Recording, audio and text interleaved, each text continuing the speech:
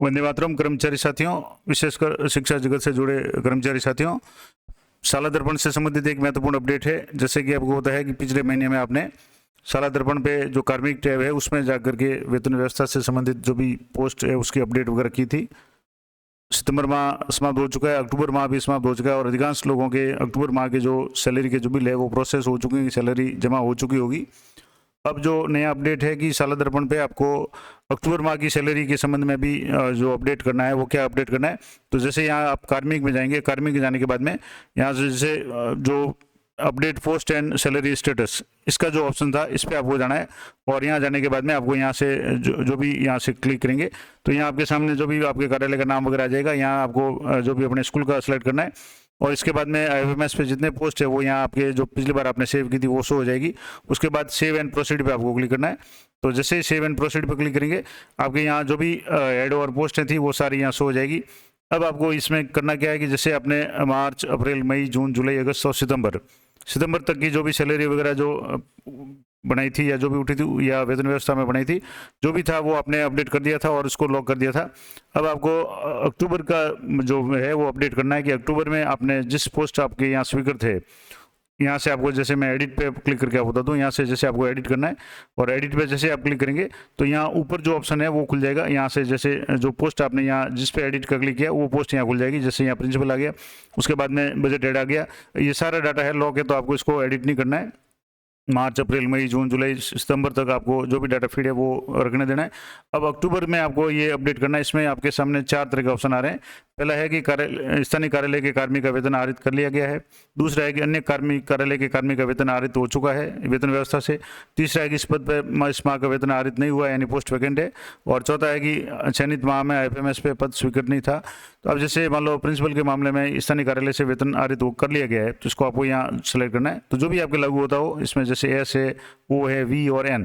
S का मतलब वेतन आहरित स्थानीय कर लिया है, O का मतलब अदर सैलरी अरेंजमेंट हो गया यानी किसी अन्य की व्यवस्था की हुई है, V का मतलब वैकेंट पोस्ट है और N का मतलब है IFMS पे पद स्वीकृत नहीं है, नॉट अवेलेबल है। तो आपको जैसे इसमें स्थानीय कार्यालय के कार्मिक का वेतन कर लिया है तो इसको S कर लिया और यहाँ से आपको अपडेट करना है। तो ये कुछ सेकंड का समय होगा और सेव सक्सेसफुली इस तरीके से मैसेज आएगा।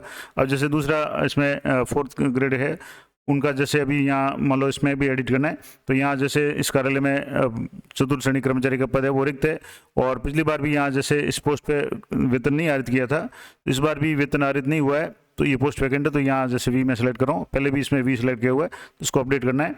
तो जो भी कंडीशन आपके हो अक्टूबर माह में आपने सैलरी के संबंध में जो भी कंडीशन है वो आपको यहाँ से करनी है।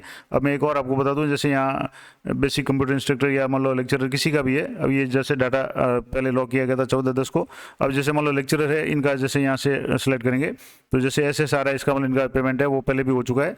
अब यहाँ से मैं दोबारा इसको सेलेक्ट कर रहा हूँ, जैसे यहाँ हो गया, बजट एड आ गया, सैंक्शन पोस्ट आ गई और यहाँ से स्थानीय कार्यालय के कार्मिक का वेतन आहरित कर लिया गया है। तो आपको ये पहला जो सेलेक्ट करना है उसको भी अपडेट करना है। तो इस तरीके से जितने भी आपके यहाँ ये सेव्ड सक्सेसफुली का मैसेज आएगा, जितने भी यहाँ आपके टीचर या टीचर 1 लेवल 1 2 सीनियर टीचर या जो भी पोस्ट आपके सैंक्शन है उस सभी पोस्ट पे आपके जो भी आपने सितंबर माह तक एंट्री की थी, अक्टूबर में भी आपको उसी तरह से एंट्री करनी है।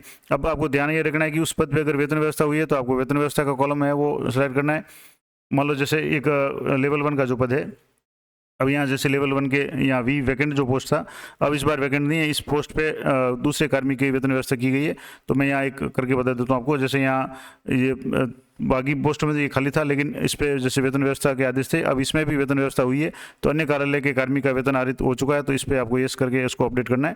तो जो भी आपके लागू होता हो, क्योंकि पिछले महीने में ये पोस्ट वैकेंट थी लेकिन इस बार वेतन व्यवस्था के आदेश CBO कार्यालय से हुए हैं तो वेतन उनका बन गया है। तो आपको यहाँ ये वो सेलेक्ट करना है यानी अदर ऑफिस का वेतन है वो बनाए। तो जो भी आपके इस तरह की कंडीशन हो, चाहे वेतन किसी कार्मिक का आहरित हुआ है या जिसमें 4 जो ऑप्शन है उनमें से जो भी आपको लागू होता हो उसको आपको सबमिट करना है। और यहाँ से जैसे एक बार दोबारा लॉक अगर ऑप्शन है तो लॉक कर दें।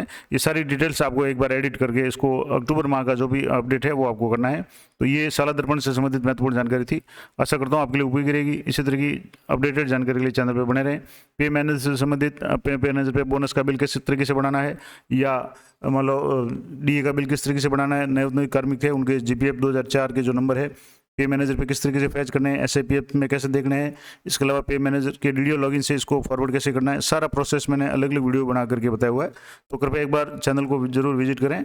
इसके अलावा अगर आप सरकारी कर्मचारी हैं और आपके चुनाव में ड्यूटी लगी है, तो आपको जैसे चुनाव ड्यूटी में PRO, PO first, PO second या PO थर्ड जिसका भी दायित्व मिला है, उससे संबंधित आपके क्या क्या कार्य होंगे, क्या क्या दायित्व आपको निभाने पड़ेंगे, या चुनाव से संबंधित कुछ विशेष परिस्थितियां हैं जैसे टेंडर वोट क्या होता है, टेस्ट वोट क्या होता है, या अन्य जो भी चुनौती वोट, चैलेंज वोट क्या होता है, सारा प्रोसेस मैंने एक एक वीडियो में अलग अलग टॉपिक वाइज चैनल पर अपलोड किया हुआ है। तो एक बार आप वो जरूर देखें। तो मिलते हैं नेक्स्ट वीडियो में, तब तक जय हिंद, जय भारत।